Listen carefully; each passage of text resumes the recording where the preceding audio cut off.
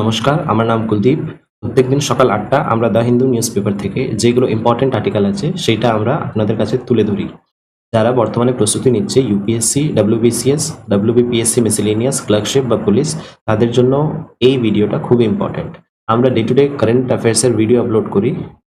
আপনারা যদি আমাদের সাথে যুক্ত হতে চান তাহলে সাবস্ক্রাইব করে নিয়ে আমাদের সাথে যুক্ত হতে পারেন।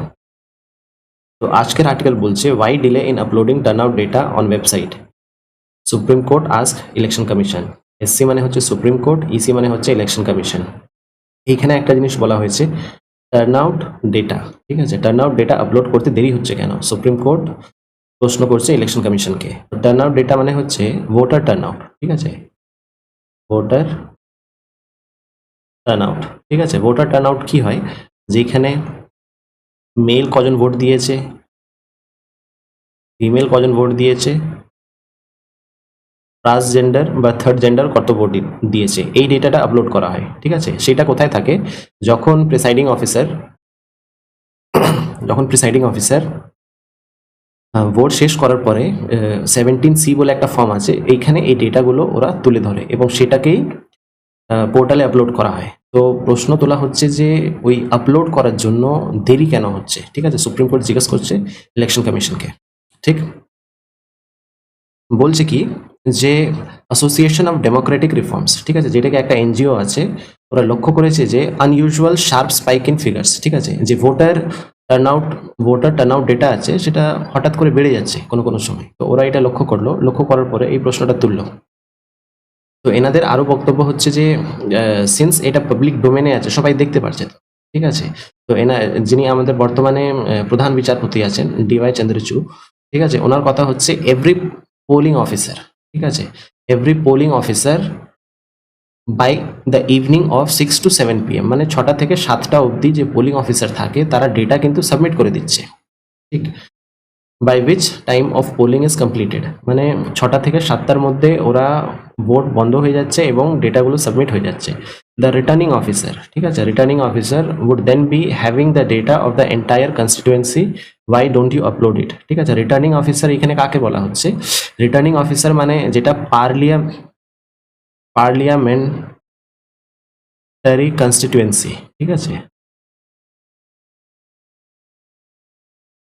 যেটা পার্লামেন্টারি কনস্টিটুয়েন্সি ভোট করানোর দায়িত্ব যে মেন হেড, তাকে বলে রিটার্নিং অফিসার। যেমন কি একটা যদি পার্লামেন্টারি কনস্টিটুয়েন্সি থাকে, ওইখানকার হেড আরও কে, মানে রিটার্নিং অফিসার কে হতে পারে? সে ডিএম, ঠিক আছে, বা হতে পারে এডিএম, ঠিক আছে, ডিস্ট্রিক্ট ম্যাজিস্ট্রেট বা অ্যাডিশনাল ডিস্ট্রিক্ট ম্যাজিস্ট্রেট, এরা হতে পারে। তো ওনাদেরকে বলা হচ্ছে যে এই ডেটাগুলো তাড়াতাড়ি যেন আপলোড করে দেওয়া হয়। তো আর্টিকেলটা শুধু এইটুকুই।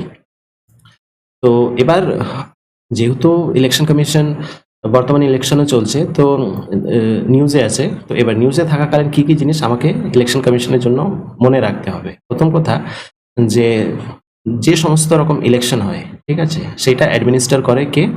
ইলেকশন কমিশন, ইসিআই, ঠিক আছে। যেটা কি আর্টিকেল কততে আছে?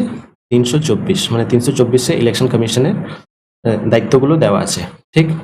এবার 25 জানুয়ারি 1950-এ এটা গঠিত হয়েছিল এবং 25 জানুয়ারিকে আমরা ন্যাশনাল ভোটার্স ডে বলেও আমরা বলি, ঠিক আছে। এবার দেখি ইসিআই, ঠিক আছে, ইসিআই কি কি ইলেকশন করায়? প্রথম হচ্ছে Lok Sabha, Rajya Sabha, state legislative assembly, যেটাকে আমরা বিধানসভাও বলি, এবং offices of president and vice president, ঠিক আছে। এর মধ্যে তোমরা বলবে যে লোকসভার ইলেকশন তো আমরা দেখি না। লোকসভা হচ্ছে ইনডাইরেক্ট ইলেকশন, ঠিক আছে, ইনডাইরেক্ট ইলেকশন, সেই রকম প্রেসিডেন্ট এবং vice president, office of president and vice president, মানে এটা ইনডাইরেক্ট ইলেকশন। যে ইলেকশনটা ডিরেক্টলি হয় সেটা হচ্ছে লোকসভা এবং বিধানসভা, যেটা কি স্টেট লেজিসলেটিভ অ্যাসেম্বলি, ঠিক আছে। এবার এটা হচ্ছে election commission of India conduct করায়, ঠিক। আর স্টেট ইলেকশন কমিশন ওরা কি করে? পঞ্চায়েত এবং মিউনিসিপ্যালিটিস, মানে পঞ্চায়েত এবং পৌরসভা, এই দুটো ইলেকশন স্টেট ইলেকশন কমিশন করায়। তো এটাই বলার। তো যারা শেষ অবধি দেখেছে তাদেরকে অনেক ধন্যবাদ। আমাদের সাথে থাকুন, দেখা হচ্ছে পরের ভিডিওতে। Have a nice time.